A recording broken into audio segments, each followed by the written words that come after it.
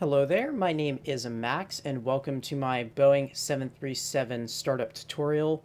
This is for the base 737 that comes with X-Planet 11. If you are using the Zibo mod along with the F mod, I am creating a separate tutorial for that specific Boeing 737 version. So if you're interested in that, I will leave that link in the description below.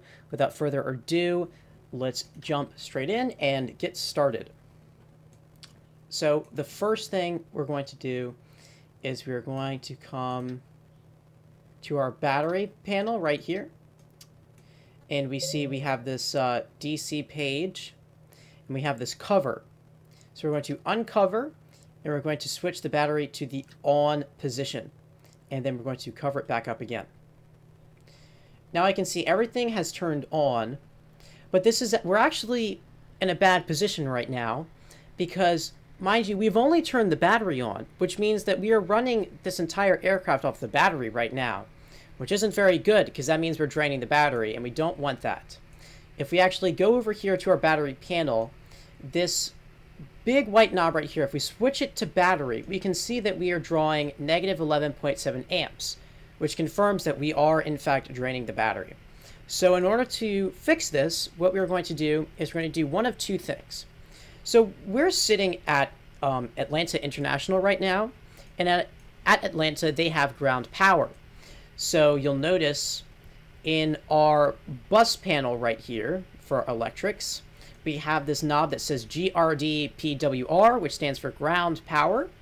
And we can see that there's a light above it that says ground power available is illuminated, which means that if I switch this to on, if we come look back at our battery, we can notice that it is now around 0 amps. In fact, it appears the battery is actually charging from the ground power, which is great. So now we are no longer draining the battery, which is super awesome. Now, what if you are not at an airport with ground power?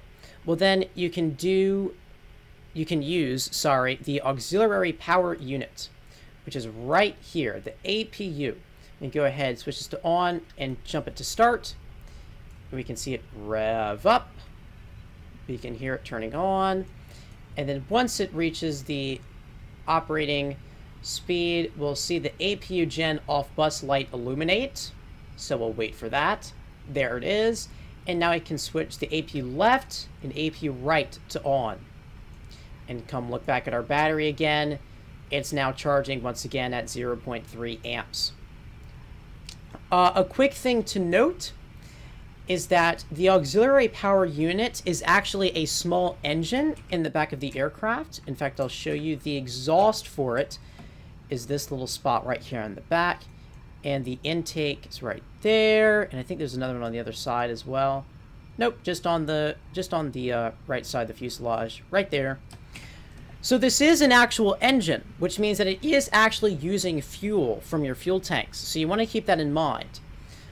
So if you are using the APU, you'll want to expedite this process. Although it doesn't matter because it is a small engine. Its only main purpose is to provide air pressure if needed and to provide battery power or just electrical power.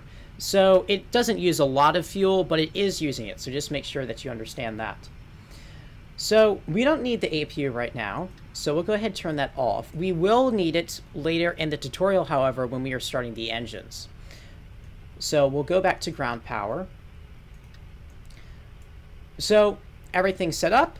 We have our ground power on. The battery is on. Last thing we need to do regarding electricals is we see this panel right here, standby power.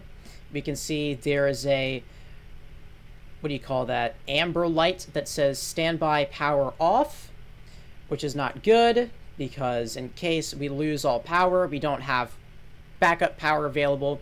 So we will go ahead and uncover this switch.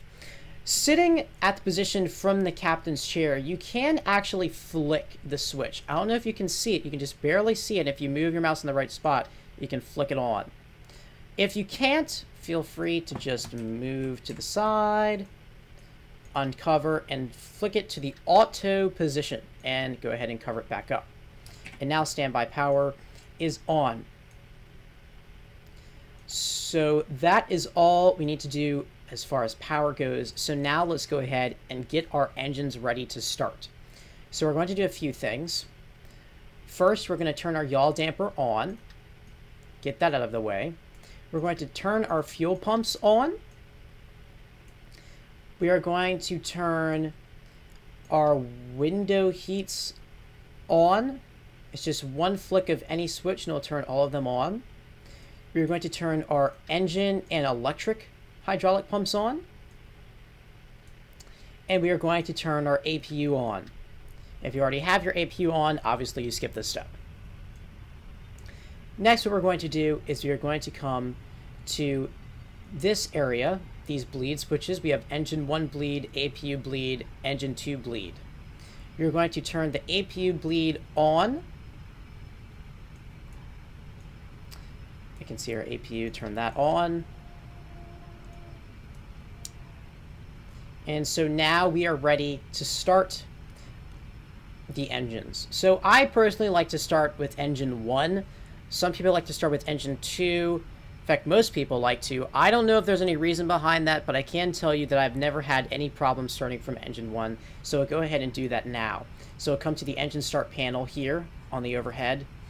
We're going to switch the ignition to... Oh, see, I'm getting confused with which plane I'm flying. So you don't actually have to switch it on the default Boeing 737, since it's on both. So in order to start engine 1, we'll come to this big white knob, and we'll switch it to ground. And we'll come take a look at our panel, our engine panel here. We see N2 is rising.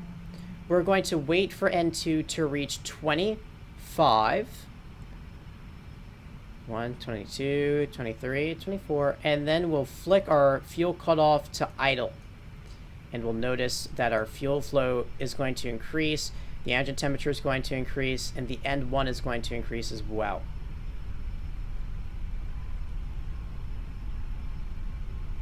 And there we go.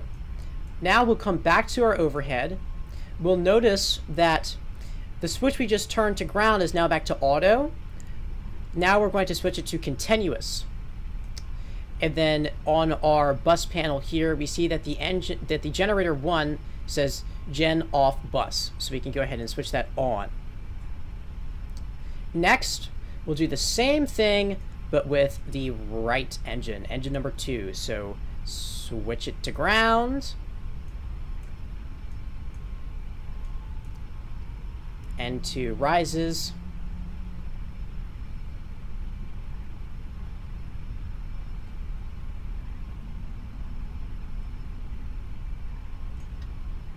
And turn the fuel on, just like engine 1. Everything rises as normal.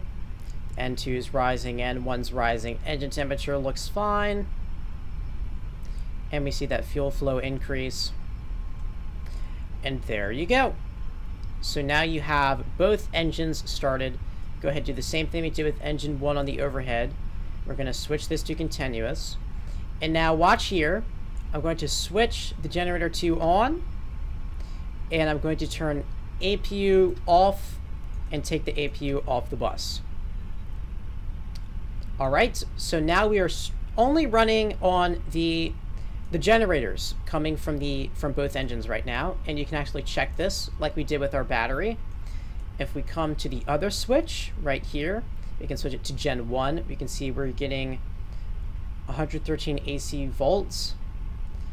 To generator 2, we're getting 118.